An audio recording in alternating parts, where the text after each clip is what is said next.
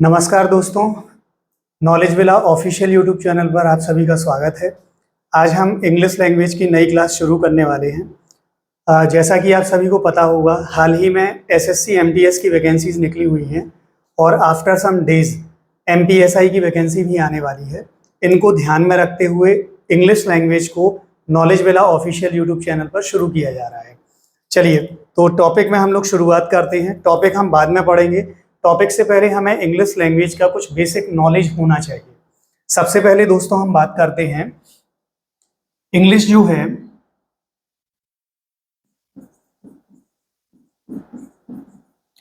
ये अपने आप में एक लैंग्वेज है।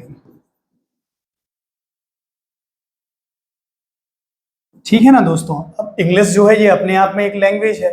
लैंग्वेज का यूज आप सभी लोग जानते होंगे। लैंग्वेज का यूज हम करते हैं एक दूसरे से कम्युनिकेट करने के लिए। जब भी एक व्यक्ति या फिर कोई भी जीवित प्राणी एक दूसरे से कम्युनिकेट करता है तो उसे लैंग्वेज की जरूरत पड़ती है। हम ह्यूमन लोगों ने लैंग्वेज को डेवलप कर लिया है, हम इसे लिखने लगे हैं। तो इंग्लिश एक लैंग्वेज है। इस लैंग्वेज को जब हम लिखते हैं, लिखते समय हम लोग कुछ सिंबल्स का यूज करते हैं और इन सभी सिंबल्स को हम बोलते हैं अल्फाबेट। ठीक है ना। तो जब हम इंग्लिश लैंग्वेज को लिखते हैं, इंग्लिश लैंग्वेज लिखने के लिए हमें कुछ सिंबल्स की जरूरत पड़ती है और इन सिंबल्स को अपन क्या बोलेंगे? अल्फाबेट बोलेंगे। आप सभी को जैसे मालूम होगा, अल्फाबेट की टोटल संख्या जो है ये अपने आप में 26 होती है। ठीक है ना। यदि आपसे पूछा जाता है कि इंग्लिश ग्रामर में कितने अल्फाबेट होते हैं, तो 26 अल्फाबेट को हम पढ़ते हैं और इन अल्फाबेट को हम लोग दो अलग अलग पार्ट्स में डिवाइड कर देते हैं। पहला पार्ट आपका कहलाता है वोवल और दूसरा पार्ट आपका कहलाता है कॉन्सोनेंट। ठीक है ना। तो अल्फाबेट को अपन दो पार्ट्स में डिवाइड करेंगे। पहला आपका वोवल्स होता है, दूसरा क्या कहलाएगा दोस्तों? कॉन्सोनेंट कहलाएगा। वोवल्स आपको पता होगा ये टोटल काउंटिंग में 5 होते हैं। 5 की यदि हम बात करेंगे तो आपका एक ए हो गया, ई है, आई है, ओ है और यू है। तो टोटली आपके 5 अलग अलग अल्फाबेट होते हैं। इनके अलावा जो भी आपके वर्ड होते हैं, यानी कि बचे हुए 21 शब्द जो होते हैं, ये सब के सब कॉन्सोनेंट कहलाते हैं। जैसे बी, सी, डी और ऐसे ही आगे शब्द। आशा करता हूं दोस्तों इतना आप सभी को समझ में आ गया होगा। क्लियर है। जब हम लोग आगे बढ़ेंगे तो यहाँ तक एक बार मैं इसको फिर से रिपीट किए देता हूँ। इंग्लिश जो है ये अपने आप में एक लैंग्वेज है। इस लैंग्वेज को लिखने के लिए हमें कुछ सिंबल्स या फिर कुछ चिन्हों की आवश्यकता पड़ती है और इन चिन्हों को अपन अल्फाबेट बोलते हैं। अल्फाबेट की टोटल संख्या 26 होती है, जिन्हें हम दो पार्ट्स में डिवाइड करते हैं। पहला पार्ट आपका वोवल और दूसरा क्या कहलाता है? कॉन्सोनेंट। वोवल को हिंदी में स्वर भी कहा जाता है। कॉन्सोनेंट को इसी तरह हम लोग व्यंजन भी बोलते हैं। वोवल की संख्या 5 होती है, ए, ई, आई, ओ, यू, और कॉन्सोनेंट आपके 21 होते हैं, लाइक बी, सी, डी और इसी तरह से आगे कंटिन्यू। क्लियर है दोस्तों। तो जब हम लोग इंग्लिश अल्फाबेट की बात करते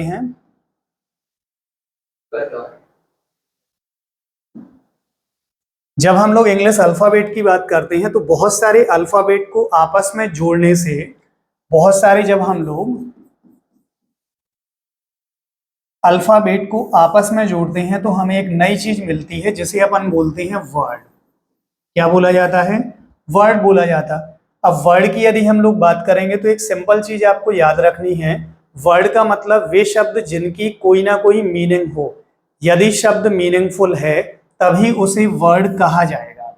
यदि शब्द मीनिंगफुल नहीं है तो उसे हम वर्ड नहीं बोल सकते। जैसे मान लो मैंने आपके सामने एक एग्जाम्पल लिखा, एक आपका मैंने वर्ड दे दिया PEN, एक मैंने दे दिया NEP, एक मैंने आपको दे दिया ENP। क्लियर है ना। अब यदि हम इन तीनों को देखेंगे तो इसमें PEN एक हमें मीनिंग दे रहा, NEP भी हमें एक मीनिंग दे रहा, लेकिन क्या ENP वर्ड हमें कोई मीनिंग दे रहा है? ये कोई मीनिंग नहीं दे रहा। तो शब्दों का समूह जो एक परफेक्ट या फिर एक कंप्लीट मीनिंग देता है उसे वर्ड कहा जाता है। कोई भी ऐसा शब्दों का समूह जो एक मीनिंग दे, वो अपने आप में वर्ड है। यदि शब्दों का समूह मीनिंग नहीं देता है तो उसे हम वर्ड नहीं बोलेंगे। तो इसका मतलब इन तीनों में से ये आपका वर्ड नहीं है। राइट। अब यहां पर देखिए, जब हम लोग बहुत सारे वर्ड को आपस में जोड़ते हैं तो हमें एक नई चीज मिलती है जिसे अपन बोलते हैं कॉन्सोनेंट, सॉरी सेंटेंस।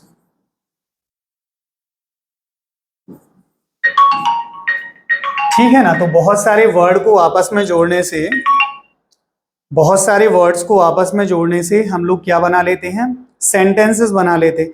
और जब इन सेंटेंसेस को बनाया जाता है तो विशेष रूप से पार्ट्स ऑफ स्पीच का यूज होता है। सेंटेंस बनाने में हम लोग विशेष रूप से किन का यूज करते हैं, पार्ट्स ऑफ स्पीच का। ठीक है ना। तो जब हम लोग बहुत सारे सेंटेंसेस को बनाएंगे तो सेंटेंसेस बनाने में हम यूज करेंगे पार्ट्स ऑफ स्पीच का। जैसे मान लो मैं आपके सामने एक सेंटेंस छोटा सा लिखता हूं,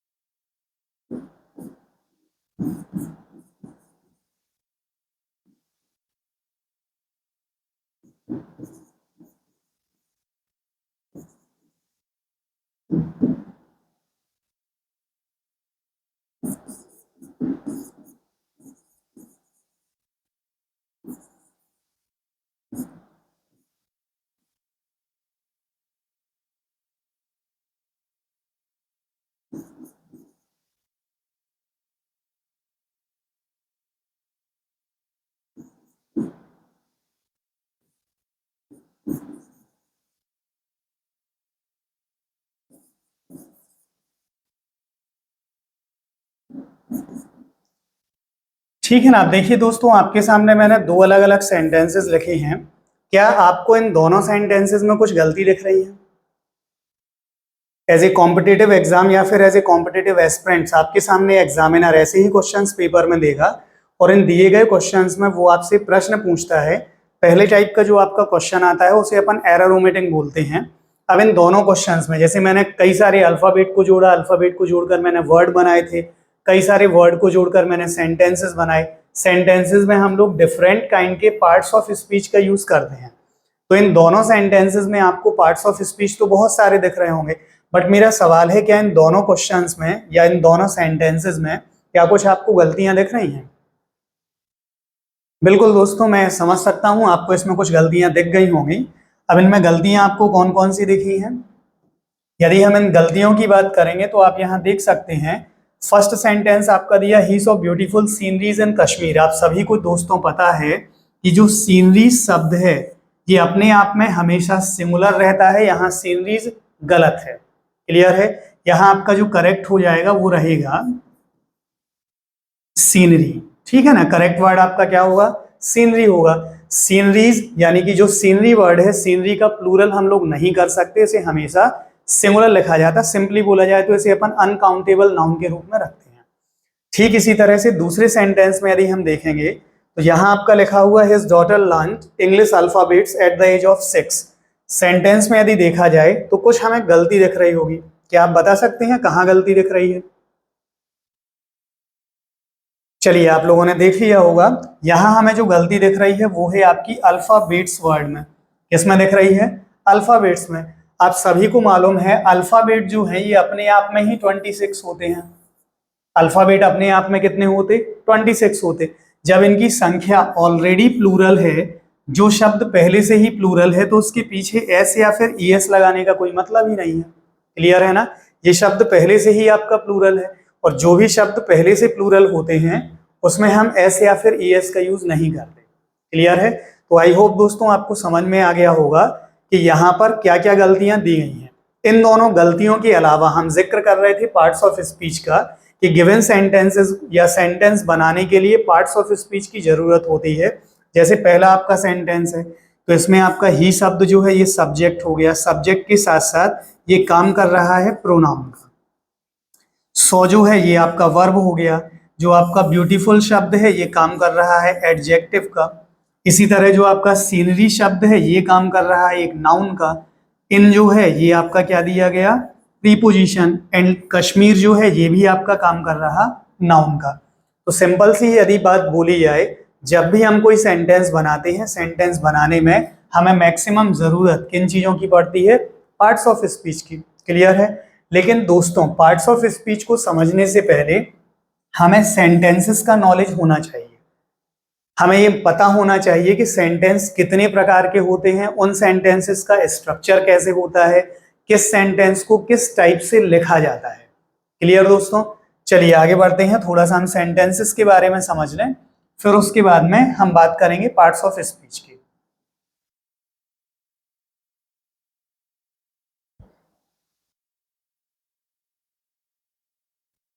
ठीक है ना। अब देखिए सेंटेंसेस की यदि हम लोग बात करेंगे तो आपका जो नेक्स्ट टॉपिक आता है उसको हम बोल सकते हैं काइंड्स ऑफ सेंटेंसेस। क्लियर है ना? क्या आप लोग बता सकते हैं सेंटेंस कितने टाइप्स के होते हैं? चलिए जल्दी से बताइए, सेंटेंस कितने टाइप के होते हैं? अभी देखिए दोस्तों, कुछ दिनों बाद लाइव क्लासेस आपकी स्टार्ट होंगी, तो लाइव में आपके कमेंट्स को तुरंत देखकर तुरंत उनका रिप्लाई भी दिया जाएगा। आज ये रिकॉर्डेड क्लास है, but after some days live classes English की आपको अवेलेबल हो जाएंगी। चलिए मैं समझ गया हूँ, आपका आंसर मेरे पास आ चुका है। काइंड्स ऑफ सेंटेंसेस की यदि हम बात करेंगे तो ये आपके टोटल होते हैं 5 टाइप्स के। कितने टाइप्स के होंगे? 5 टाइप्स के। 5 टाइप्स में यदि हम बात करेंगे तो पहला आपका कहलाएगा असर्टिव। ठीक है ना? पहला आपका सेंटेंस क्या कहलाता है? असर्टिव सेंटेंस होता। असर्टिव की बात, दूसरा जो आपका सेंटेंस है इसे हम बोलेंगे इंटेरोगेटिव।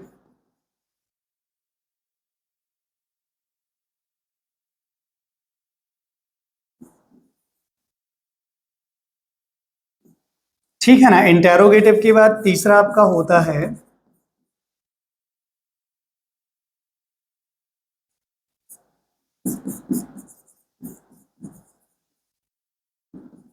इंपेरेटिव। ठीक है ना? इंपेरेटिव के बाद चौथा आपका हो जाएगा ऑप्टेटिव, एंड लास्ट वन यानी कि पांचवा आपका होगा एक्सक्लामेटरी। क्लियर है ना? तो यदि हम लोग टाइप्स ऑफ सेंटेंसेस की बात करेंगे तो ये टोटल आपके 5 टाइप्स के होते हैं। 5 टाइप्स में आपका पहला कहलाएगा असर्टिव सेंटेंस। ठीक है ना? दूसरा आपका इंटेरोगेटिव, तीसरा इंपेरेटिव, चौथा आपका optative, and last one is exclamatory. अब इन पांचों की पांचों सेंटेंसेस में डिफरेंस क्या होता है, इन पांचों में क्या क्या अंतर होता है, आइए दोस्तों एक एक करके उनको समझते हैं। उनको समझने से पहले आप लोग इनको यदि चाहें तो नोट कर सकते हैं, फिर हम आगे देखते हैं। चलिए तो आप लोगों ने इसको नोट कर लिया होगा। अब एक एक करके हम देखते हैं टाइप्स ऑफ सेंटेंसेस को, जो आपके पांचों प्रकार मैंने बताए हैं। इनको एक एक करके हम लोग एक्सप्लेन करेंगे कि ये होते क्या हैं, इनका यूज क्या होता है, कैसे हमें इनको लिखना है। क्लियर है? एक एक करके यदि इनको देखा जाएगा तो जो हमने पहला प्रकार लिखा था इसका नाम हमने क्या डाला था? असर्टिव। ठीक है ना? असर्टिव को अपन आम भाषा में यदि बोला जाए तो सामान्य वाक्य भी कहा जा सकता है। असर्टिव को हम लोग क्या बोल सकते हैं? सामान्य वाक्य भी बोल सकते हैं। असर्टिव सेंटेंस को आमतौर पर 2 पार्ट में या फिर 2 भागों में बांटा जाता है। पहला जो इसका पार्ट होगा ये कहलाएगा अफर्मेटिव। ठीक है ना? पहला पार्ट आपका क्या कहलाएगा? अफर्मेटिव। इसी को हम लोग कभी कभी पॉजिटिव सेंटेंस भी बोल देते हैं। ठीक है ना? तो जो असर्टिव सेंटेंस होते हैं, असर्टिव का पहला पार्ट आपका कहलाता है अफर्मेटिव या फिर पॉजिटिव। अफर्मेटिव या पॉजिटिव सेंटेंस की यदि हम लोग बात करेंगे तो जब भी इन सेंटेंसेस को लिखा जाता है, इन सेंटेंसेस को लिखते समय हमें कुछ चीजों का विशेष रूप से ध्यान रखना है, और वो है इसका स्ट्रक्चर। असर्टिव सेंटेंस को लिखते समय हम जो स्ट्रक्चर यूज करते हैं उसमें पहला स्ट्रक्चर आपका आएगा जहां हम यूज करेंगे सब्जेक्ट, फिर इसके बाद हम यूज करते हैं वर्ब, इसके बाद आपका आता है ऑब्जेक्ट। क्लियर है ना? तो असर्टिव सेंटेंस में आपका पहला जो पार्ट है उसमें हम क्या क्या यूज करेंगे? सब्जेक्ट, वर्ब और ऑब्जेक्ट। ठीक है दोस्तों, आप लोगों को एक काम और भी करना है। जब इंग्लिश या फिर जब कोई भी टॉपिक XYZ कोई भी टीचर पढ़ाए और यदि वो टीचर आपसे बोलने के लिए कहे तो आपको बोलने की कोशिश करनी है। जब आप लोग टीचर के साथ साथ बोलेंगे तो ये मैं गारंटी ले सकता हूं आपको उन चीजों का ज्ञान होगा, आप कम समय में बहुत सारी नई चीजों को सीख पाएंगे। क्लियर है ना? तो कोशिश करनी है। असर्टिव सेंटेंस को हमने कितने पार्ट में डिवाइड किया? दो पार्ट में। पहले पार्ट का नाम है अफर्मेटिव। अफर्मेटिव को ही हम क्या बोलते हैं? पॉजिटिव बोलते। अफर्मेटिव या पॉजिटिव जब हम लिखते हैं तो इसमें दो स्ट्रक्चर आपके बनेंगे। पहले स्ट्रक्चर में आएगा सब्जेक्ट, वर्ब और ऑब्जेक्ट। क्लियर है ना? इसके बाद आपका जो दूसरा स्ट्रक्चर बनता है उसमें हम लोग यूज करते हैं subject, helping verb, main verb और इसके बाद में ऑब्जेक्ट। क्लियर है ना? तो असर्टिव सेंटेंस या पॉजिटिव सेंटेंस को दो तरीके से लिखा जाता है। पहला हो गया आपका सब्जेक्ट, वर्ब और ऑब्जेक्ट। दूसरा हो जाएगा subject, helping verb, main verb और ऑब्जेक्ट। क्लियर है? यदि मैं इनको सेंटेंसेस के अकॉर्डिंग लिखूं तो आप देख सकते हैं, जैसे मान लो मैंने एक पहला सेंटेंस लिख दिया,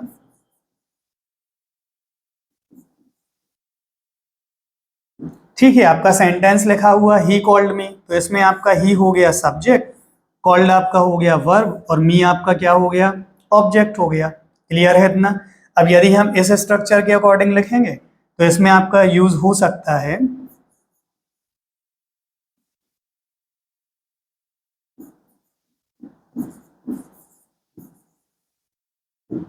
ठीक है, मैंने एक सेंटेंस सिंपल सा दे दिया, ही इज वर्किंग हियर। यहाँ आप देख सकते हो ही आपका सब्जेक्ट है, इज आपका हेल्पिंग वर्ब है, वर्किंग आपका क्या हो गया? मेन वर्ब हो गया और हेयर आपका क्या हो गया? ऑब्जेक्ट हो गया। क्लियर है ना? तो जब भी हम लोग असर्टिव सेंटेंस को लिखेंगे, असर्टिव का पहला पार्ट आपका कहलाएगा अफर्मेटिव या फिर पॉजिटिव। अफर्मेटिव या पॉजिटिव को हम दो तरीके से लिखते हैं। पहला आपका सब्जेक्ट, वर्ब, ऑब्जेक्ट और दूसरा कहलाता है subject, helping verb, main verb और ऑब्जेक्ट। क्लियर है? दोनों में डिफरेंस केवल किस चीज का आया है? इस पर्टिकुलर हेल्पिंग वर्ब। क्लियर? आगे बढ़ते हैं।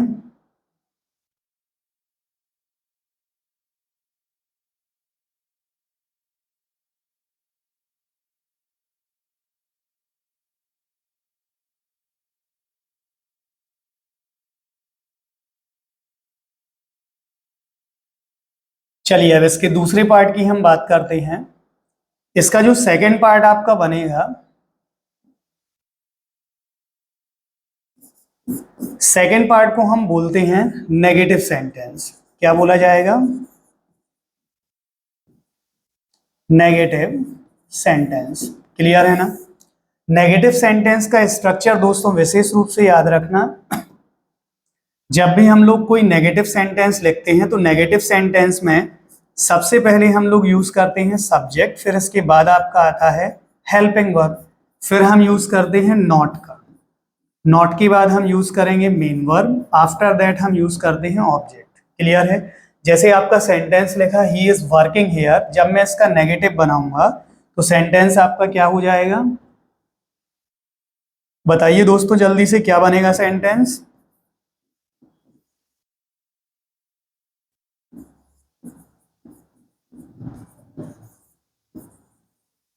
ठीक है ना? आपका सेंटेंस बन जाएगा he is not working here. Clear? एक चीज का आप लोगों को विशेष रूप से याद रखना है, जब भी हम किसी सेंटेंस को अफर्मेटिव से या फिर सेंटेंस को हम लोग असर्टिव से नेगेटिव में डालते हैं तो वहां पर नेगेटिव की पहचान होती है, हम यूज करते हैं हमेशा नॉट का। क्लियर है ना? जब भी कोई सेंटेंस आपका नेगेटिव सेंटेंस होता है या फिर नेगेटिव स्ट्रक्चर पर आधारित होता है, वहां हम यूज करते हैं नॉट का। लेकिन नॉट में एक खास बात होती है, ये हमेशा आना चाहिए हेल्पिंग वर्ब के बाद।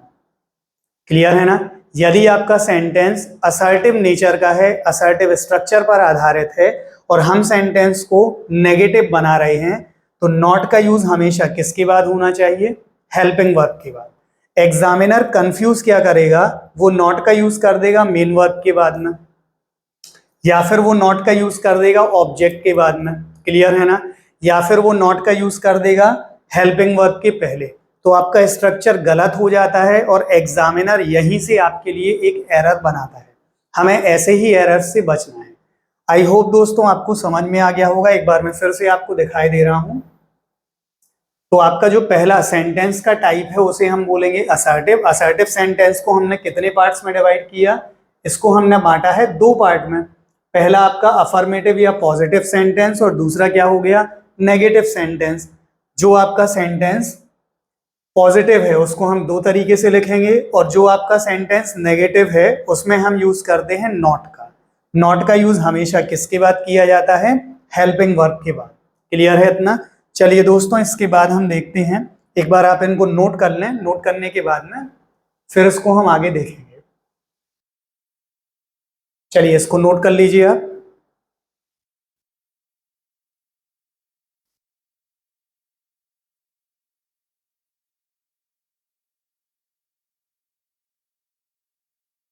ठीक है, आप लोगों ने आई होप नोट कर लिया होगा।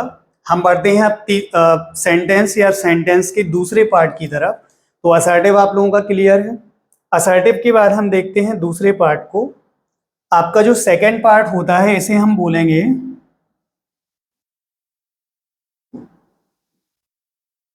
Interrogative sentence.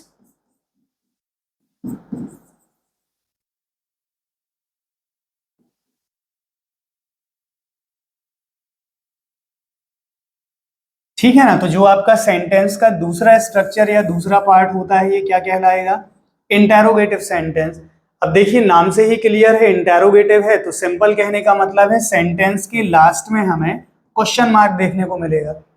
ठीक है, इंटेरोगेटिव का मतलब प्रश्नवाचक या फिर वैसे सेंटेंस जिनसे हमें किसी प्रश्न का पता चले, ये आपके इंटेरोगेटिव कहलाते। क्लियर है ना? अब इंटेरोगेटिव सेंटेंस होते क्या हैं, इनको कैसे लिखा जाता है, ये समझने से पहले मैं कुछ सेंटेंस आपके सामने हिंदी में लिखता हूं, उनको देखें और समझें।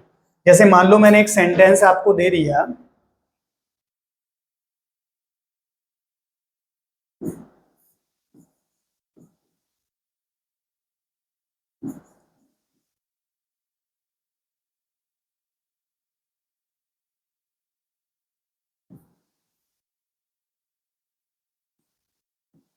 ठीक है ना? आपका एक प्रश्न दिया गया है, क्या आज मौसम सुहावना है। इसके अलावा मान लो मैंने एक और दूसरा दे दिया,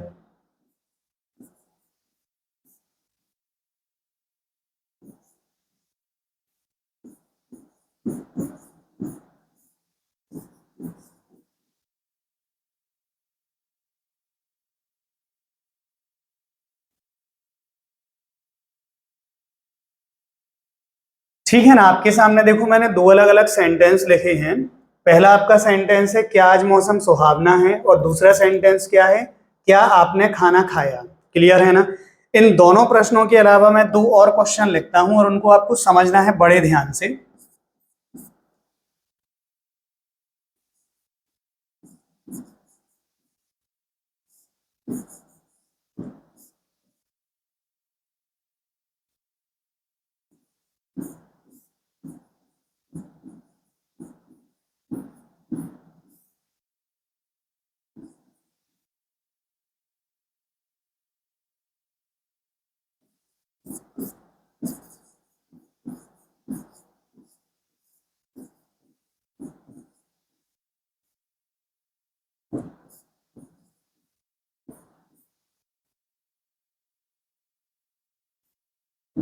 ठीक है ना? देखिए दोस्तों, हम लोगों ने चार अलग अलग क्वेश्चंस लिखे हैं।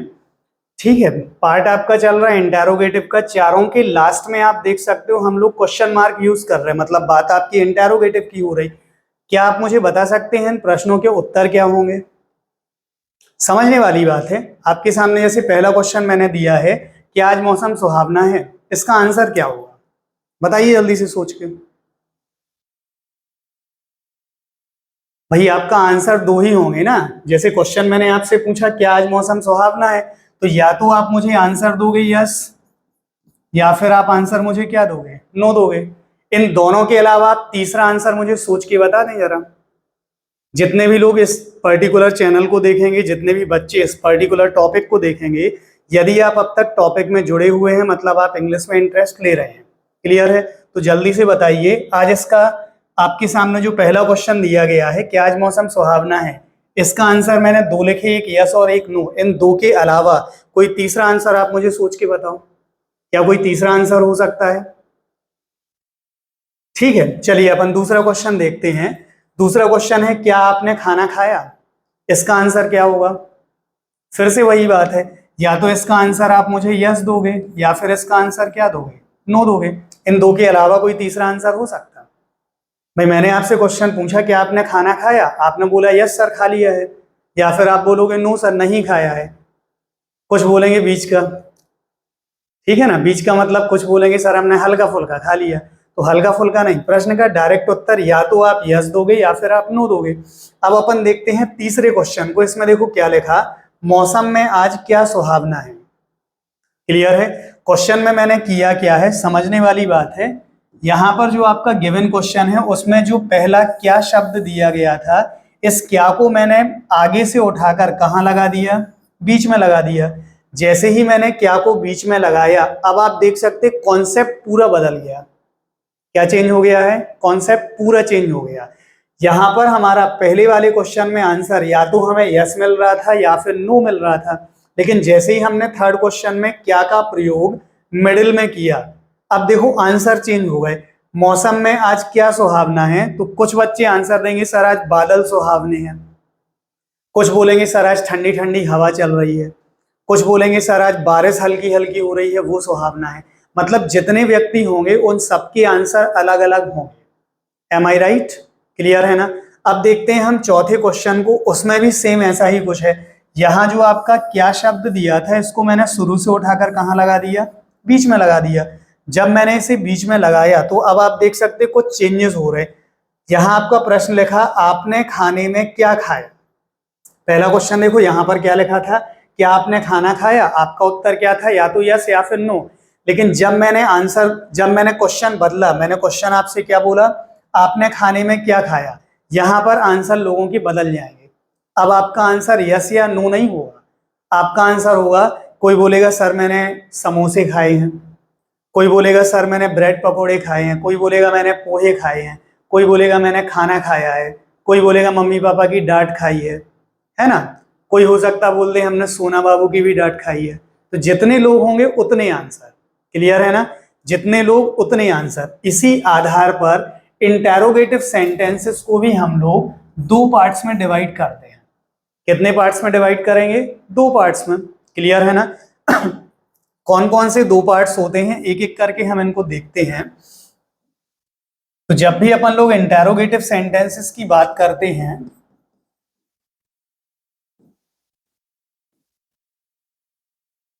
इसको अभी हम लोगों ने क्या लिखा था, ये कितने पार्ट के होते, दो पार्ट के। पहला जो आपका पार्ट होता है, यानी कि पहला जो टाइप इसका होगा, उस टाइप में सेंटेंस की शुरुआत हम करते हैं हेल्पिंग वर्ब से, फिर इसके बाद आएगा सब्जेक्ट, फिर हम यूज करेंगे मेन वर्ब, और लास्ट में लगेगा ऑब्जेक्ट। क्लियर है ना। सबसे पहले आपका आएगा हेल्पिंग वर्ब, उसके बाद सब्जेक्ट, फिर मेन वर्ब, फिर आपका ऑब्जेक्ट। जब भी कभी आपको सब्जेक्ट के पहले हेल्पिंग वर्ब लिखा हुआ दिखाई दे, तो इसका मतलब है आपका दिया गया सेंटेंस इंटेरोगेटिव है। क्लियर दोस्तों, जब भी कभी सब्जेक्ट के पहले हेल्पिंग वर्ब का यूज हो, इसका मतलब दिया गया आपका सेंटेंस क्या है, इंटेरोगेटिव है। क्लियर है। जब हम ऐसा कोई पर्टिकुलर स्ट्रक्चर बनाते हैं जहां सब्जेक्ट के पहले हेल्पिंग वर्ब हो, यानी कि सेंटेंस की शुरुआत हेल्पिंग वर्ब से हो रही हो, ऐसे पर्टिकुलर सेंटेंस को हम बोलते हैं क्लोज्ड एंडेड।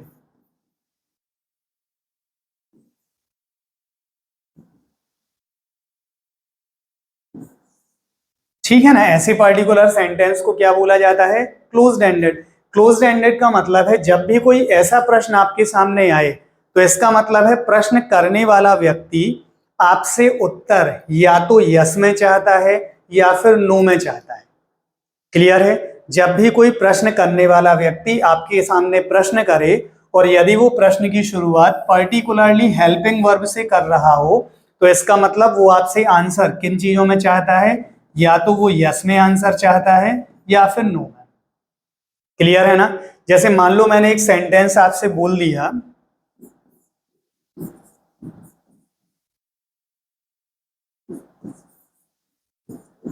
ठीक है ना, आपका सेंटेंस है डिड यू ईट फूड। अब इसका आंसर आप मुझे क्या दोगे, भाई सेंटेंस आपके सामने लिखा हुआ डिड यू ईट फूड, इसका मतलब है क्या आपने खाना खाया था। तो या तो आपका आंसर यस होगा या फिर आपका आंसर क्या होगा, नो होगा। सॉरी, इन दो के अलावा क्या कोई तीसरा आंसर हो सकता है, नहीं हो सकता। तो सिंपल सोचने वाली बात है, जब भी किसी पर्टिकुलर सेंटेंस की शुरुआत हेल्पिंग वर्ब से होती है, तो इसका मतलब है प्रश्न पूछने वाला व्यक्ति आपसे आंसर या तो यस में चाहता है या फिर नो में चाहता है। इंटेरोगेटिव का जो दूसरा स्ट्रक्चर होता है, इसकी शुरुआत हम करते हैं WH वर्ड से, WH के बाद हम यूज करेंगे हेल्पिंग वर्ब, फिर आपका आएगा सब्जेक्ट, सब्जेक्ट के बाद हम यूज करते हैं मेन वर्ब, मेन वर्ब के बाद आपका ऑब्जेक्ट और लास्ट में मिलेगा क्वेश्चन मार्क।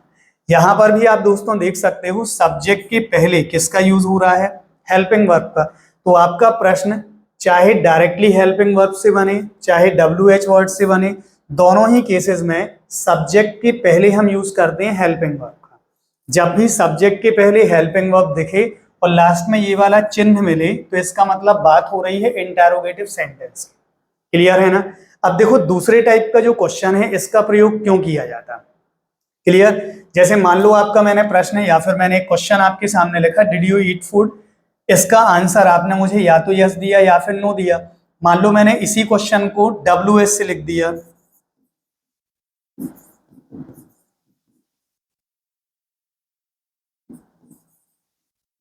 ठीक है ना, with the help of WH word हमने लिख दिया, why did you eat food. ठीक है, इसका मतलब क्या हुआ, आपने खाना क्यों खाया था। अब यहां पर आपका उत्तर हो सकते हैं, कई सारे उत्तर हो सकते हैं। कोई बोलेगा सर हमें भूख लगी थी, ठीक है ना, कोई बोलेगा कि सर खाना बहुत स्वादिष्ट बना था तो हमने खा लिया। मतलब जितने लोग हैं उतने आंसर आपको मिलेंगे। सिंपल कहने का मतलब है जब भी किसी प्रश्न या फिर किसी क्वेश्चन की शुरुआत WH वर्ड से हो रही हो तो ऐसे प्रश्नों से हम आंसर मांगते हैं डिटेल में, ठीक है ना। ऐसे क्वेश्चंस का आंसर हम किस चीज में मांगते हैं, डिटेल में। और डिटेल में इनका आंसर लिया जाता है, इसी कारण हम इन्हें बोलते हैं ओपन एंडेड, ठीक है ना। इसी कारण से इन्हें क्या बोला जाता है, ओपन एंडेड। ओपन एंडेड कहने का मतलब इनके जितने लोग उतने आंसर, ठीक है। अब फिर से एक बार इसको समझना है, इंटेरोगेटिव सेंटेंस आपके दो टाइप के होते हैं। पहले टाइप को हम लोग बोलते हैं क्लोज एंडेड। क्लोज एंडेड का मतलब वे प्रश्न जिनका उत्तर या तो यस हो या फिर नो हो। क्लियर। दूसरे को हम बोलते हैं ओपन एंडेड। ओपन एंडेड का मतलब जिनका आंसर डिटेल में लिया जाए। यदि आपसे कोई व्यक्ति पूछता है कि इंटेरोगेटिव सेंटेंस दो टाइप के क्यों होते हैं तो आप वहां पर बता सकते हो इंटेरोगेटिव दो टाइप के इसलिए किए जाते हैं यदि हमें किसी व्यक्ति से प्रश्न का उत्तर यस या फिर नो में चाहिए तो हम क्वेश्चन की शुरुआत डायरेक्टली हेल्पिंग वर्ब से करेंगे, और यदि हमें आंसर डिटेल में चाहिए तो हम क्वेश्चन की शुरुआत किससे करेंगे, WH वर्ड से, लाइक वाई, वेयर, व्हेन, विच, इस टाइप का कोई शब्द। क्लियर है ना। आई होप आप लोगों को समझ में आ गया होगा। जल्दी से इसको नोट करें फिर हम बढ़ते हैं आगे।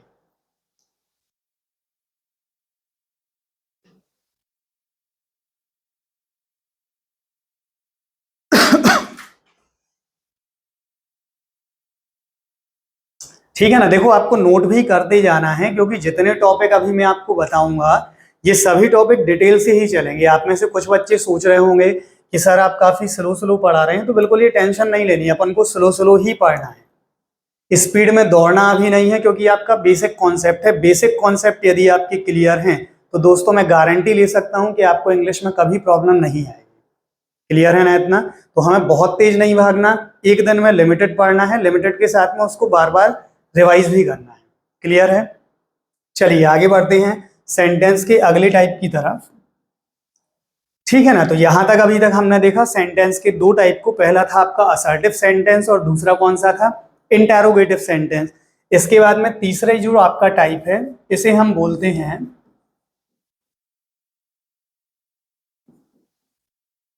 Imperative sentence. ठीक है ना। तीसरा टाइप आपका क्या कहलाता, इंपेरेटिव सेंटेंस। इंपेरेटिव सेंटेंस कोई बता सकता है इंपेरेटिव का यूज हम लोग कहां करते हैं। वेरी गुड, बहुत बढ़िया। इंपेरेटिव का यूज हम लोग करते हैं किसी ऑर्डर को देने के लिए, किसी रिक्वेस्ट के लिए, ठीक है ना, किसी कमांड के लिए, या फिर हम बोल सकते हैं किसी एडवाइस के लिए। क्लियर है ना। सिंपल कहने का मतलब इंपेरेटिव सेंटेंस उन सेंटेंसेस को कहा जाता है जिनसे किसी आदेश, निर्देश या फिर किसी सलाह के बारे में पता चले। कोई भी ऐसा सेंटेंस जो किसी आदेश, किसी निर्देश या फिर किसी सलाह के बारे में बताता है वो सेंटेंस आपके इंपेरेटिव सेंटेंस होते हैं। क्लियर है ना। अब देखो एक चीज आपको हमेशा याद रखनी है, इंपेरेटिव सेंटेंसेस जब भी आपके सामने लिखे जाते हैं तो इनकी शुरुआत होती है हमेशा फर्स्ट फॉर्म ऑफ वर्ब से, और इनके बाद में आपको मिलता है ऑब्जेक्ट। इस ऑब्जेक्ट को हम लोग मेन वर्ड भी बोल सकते हैं। क्लियर है ना? तो इंपेरेटिव सेंटेंसेस की शुरुआत हमेशा किससे होगी? फर्स्ट फॉर्म ऑफ वर्ब से, और इसके बाद आपको मिलेगा ऑब्जेक्ट जिसे अपन क्या बोलते हैं? मेन वर्ड बोलते हैं। जैसे मान लो मैंने एग्जांपल आपको दे दिया सिट डाउन, या फिर मैंने बोल दिया ओपन द विंडो। क्लियर है ना? या फिर मैंने आपसे बोल दिया शट द डोर। राइट? आप इन तीनों सेंटेंसेस में देख सकते हो तीनों की शुरुआत हम किससे कर रहे हैं? सिट, ओपन या शट, ये जो तीनों के तीनों वर्ड हैं ये अपने आप में वर्ब की फर्स्ट फॉर्म हो गए। क्लियर है ना? और वर्ब की फर्स्ट फॉर्म के बाद हम किसका यूज कर रहे हैं? ऑब्जेक्ट का यूज कर रहे हैं। ऑब्जेक्ट भी या फिर मेन वर्ड भी, कुछ बच्चे इसको अदर वर्ड भी बोलते हैं। क्लियर है इतना? तो सिंपल कहने का मतलब है वे सेंटेंस जिससे किसी आदेश, किसी निर्देश या फिर किसी सलाह के बारे में पता चले, वे सभी सेंटेंस कहलाते हैं इंपेरेटिव सेंटेंस। और इंपेरेटिव सेंटेंस की शुरुआत हमेशा होती है वर्ब की फर्स्ट फॉर्म से, इनके बाद में आपको मिलता है ऑब्जेक्ट या फिर मेन वर्ड। क्लियर है? इसको नोट कर लो, फिर आगे बढ़ते हैं।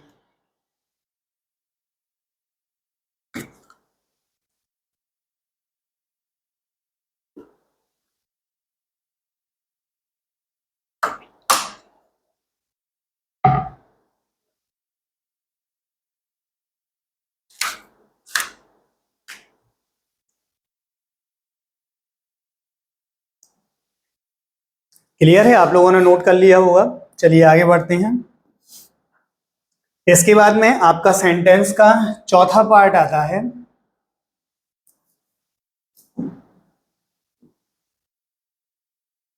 सेंटेंस का आपका फोर्थ पार्ट आएगा, इसे हम लोग बोलते हैं ऑप्टेटिव सेंटेंस। ठीक है ना? चौथे पार्ट को क्या कहा जाएगा? Optative sentence. ऑप्टेटिव सेंटेंस समझना है दोस्तों, ये वे सेंटेंस होते हैं जिनसे हमें मालूम चलता है किसी विश के बारे में। क्लियर है ना? किसी ब्लेस के बारे में। ठीक है ना? किसी प्रे के बारे में,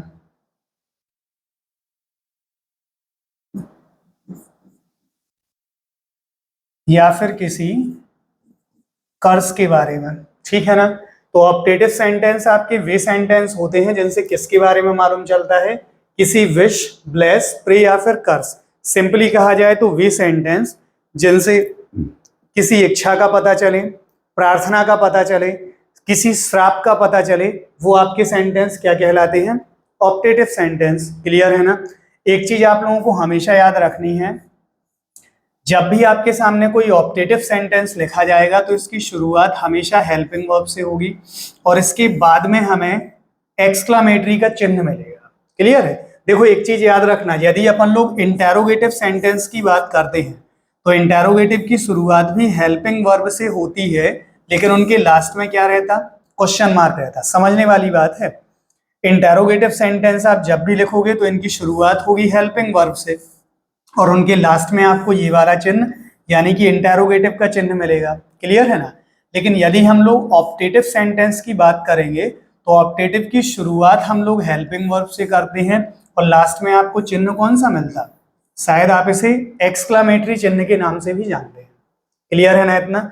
एक चीज और आपको याद रखनी है, जब भी हम लोग कोई ऑप्टेटिव सेंटेंस लिखते हैं तो मैक्सिमम सेंटेंस की शुरुआत हम करते हैं मे से। किससे करते हैं? MAY, में से। और इसके लास्ट में हमें यानी कि लास्ट में सेंटेंस के ये चिन्ह देखने को मिलेगा। क्लियर है ना? जब भी आपको कोई ऐसा सेंटेंस मिले जिसकी शुरुआत में से हो रही है और उसके लास्ट में ये चिन्ह है, तो आपको तुरंत समझ जाना है बात हो रही है ऑप्टेटिव की। और ऑप्टेटिव का मतलब हम बात कर रहे हैं किसी विश की, ब्लेस की, प्रे की या फिर कर्ज की। कुछ एग्जाम्पल को देखते हैं। जैसे मान लीजिए मैंने आपसे बोल दिया may God bless you. Clear है ना? या फिर मैंने बोल दिया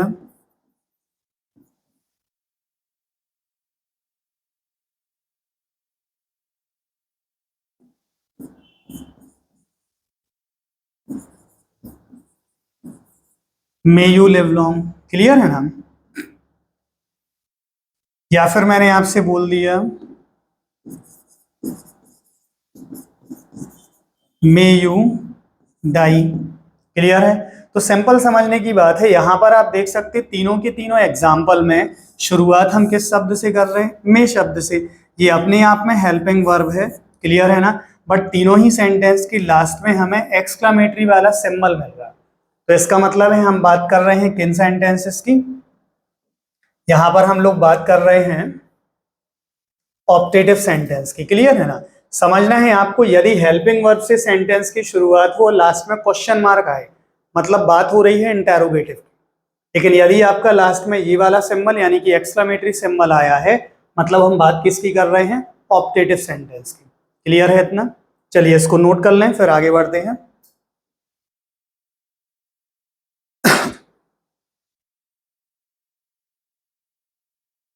चलिए नोट आप लोगों ने कर लिया होगा, आगे बढ़ते हैं।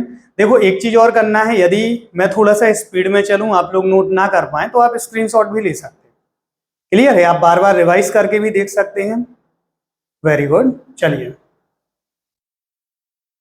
आपका दोस्तों सेंटेंस का पांचवा जो पार्ट है, इसे हम बोलते हैं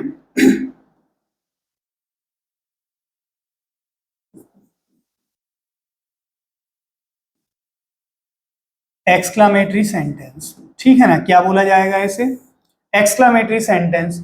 एक्सक्लामेटरी की यदि हम बात करेंगे, तो एक्सक्लामेटरी सेंटेंस लिखने का तरीका एक बहुत ही मजेदार होता है। जब भी इन सेंटेंस को लिखा जाता है, तो सबसे पहले हम कुछ लिखते हैं, फिर ये चिन्ह आपका बीच में आता, और फिर इसके बाद होता है आपका रिमेनिंग सेंटेंस।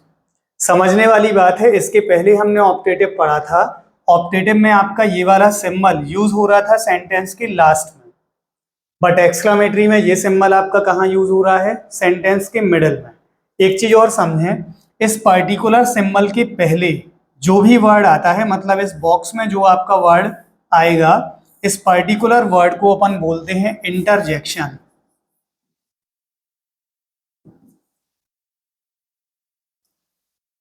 ठीक है ना। इसे क्या कहा जाएगा, इंटरजेक्शन, क्लियर है ना। अब इंटरजेक्शन क्या होता है ये समझना है। इंटरजेक्शन हम बोलते हैं सडन वर्ड्स को, ठीक है। सडन वर्ड्स का मतलब वे शब्द जो हमारे मुंह से अचानक से निकलें, उन्हें हम इंटरजेक्शन बोलते हैं। तो जब भी आप कोई एक्सक्लामेटरी सेंटेंस लिखें, उसकी शुरुआत में हमें हमेशा इंटरजेक्शन देखने को मिलेंगे, मतलब सडन वर्ड्स। सडन वर्ड्स की कुछ एग्जांपल यदि मैं आपको दूं, तो आपने सुना होगा जैसे ओह, क्लियर है ना, हुर्रे, एल्स, आह, एटसेट्रा। बात आ रही समझ में। तो ये जो आपके वर्ड होते हैं, ये सडन वर्ड्स होते हैं। इनको हम जब भी बोलते हैं तो बिना सोचे समझे बोलते हैं। तो सिंपली कहा जाए, आपके इंटरजेक्शन सडन वर्ड्स कहलाते हैं। और सडन वर्ड्स का यूज हमेशा एक्सक्लामेटरी सेंटेंस की शुरुआत में होता है, क्लियर है इतना। तो जब भी आप लोग कोई एक्सक्लामेटरी सेंटेंस लिखें, उसकी शुरुआत में हमेशा इंटरजेक्शन मिलेगा, रिमेनिंग पूरा का पूरा सेंटेंस होगा बाद में। जैसे मान लो मैंने एक सेंटेंस आपके सामने दे दिया, ओह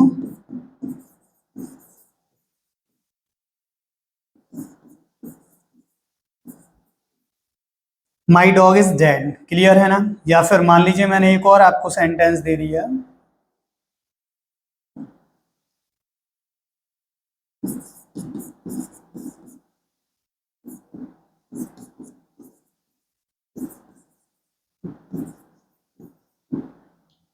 alas I am ruined, clear है ना। अब यहां आप देख सकते हो दोनों के दोनों सेंटेंसेस में हो क्या रहा है, दोनों सेंटेंस में आपका पूरा का पूरा सेंटेंस लिखा हुआ है बाद में, लेकिन इसके पहले जो ये आपका एक्सक्लामेटरी का सिंबल है, इसके पहले हमने किसका यूज कर दिया, इंटरजेक्शन का, क्लियर है ना। सिंपली कहा जाए कि एक्सक्लामेटरी सेंटेंस होता क्या है, तो ये हमारी भावनाओं को बताने वाले सेंटेंस होते। ये किसको बताने का काम करते हैं, हमारी भावनाओं या फिर इमोशंस को, क्लियर है ना। जैसे आपका पहला सेंटेंस है ओह माई डॉग इज डेड, तो यहां पर आपने अपनी भावना बताई है, मेरा डॉग या मेरा कुत्ता जो है वो मर गया और इससे मैं दुखी हूं, तो मैंने ओह बोल दिया, क्लियर है। दूसरे में लिखा एल्स आई एम रूइंड, ठीक है ना, मतलब यहां पर जिसने भी ये सेंटेंस बोला आई एम रूइंड मतलब मैं बर्बाद हो गया, क्लियर है। तो ये भी भावना बताने के लिए हमने किसका यूज किया, एल्स का यूज किया। तो सिंपल कहने का मतलब है जब भी आपके सामने कोई एक्सक्लामेटरी सेंटेंस आए, एक्सक्लामेटरी सेंटेंस की शुरुआत में हमेशा आपको देखने को मिलेगा इंटरजेक्शन। एक्सक्लामेटरी की शुरुआत में हमेशा क्या मिलेंगे, इंटरजेक्शन, और इंटरजेक्शन के बाद वाला जो पार्ट है इसमें आपका पूरा का पूरा सेंटेंस होता है, क्लियर है। चलिए, तो आई होप दोस्तों आप लोगों को इतना समझ में आ गया होगा। एक बार फिर से हम इसको समझे ले रहे हैं, तो एक बार मैं इसको फिर से रिपीट किए दे रहा। हम लोगों ने अब तक पढ़ा क्या है, एक बार इसको समझें। अभी हम लोगों ने टॉपिक में जो पढ़ा है वो है आपके सेंटेंस के काइंड्स, और सेंटेंस हमने कितने काइंड के पढ़ लिए, 5 अलग अलग प्रकार के। पहला आपका क्या था, असर्टिव, ठीक है ना। दूसरा हमने क्या पढ़ा था, इंटेरोगेटिव। तीसरा हमारा क्या था, इंपेरेटिव। इसी तरह से फोर्थ वन हमने क्या पढ़ा था, ऑप्टेटिव। और लास्ट वन क्या था, एक्सक्लामेटरी। तो एक बार इन सभी सेंटेंसेस को आप लोगों को घर में देख लेना है, एक बार इनको रिपीट करना है। और इसी के साथ आज की क्लास को मैं समाप्त करता हूँ। कल आपकी क्लास फिर से स्टार्ट होगी और उस क्लास में हम कुछ नए बेसिक कॉन्सेप्ट लेकर आएंगे सिंपल लैंग्वेज के साथ, लेकिन बहुत कुछ उसमें आपका रहेगा। चलिए, थैंक यू दोस्तों।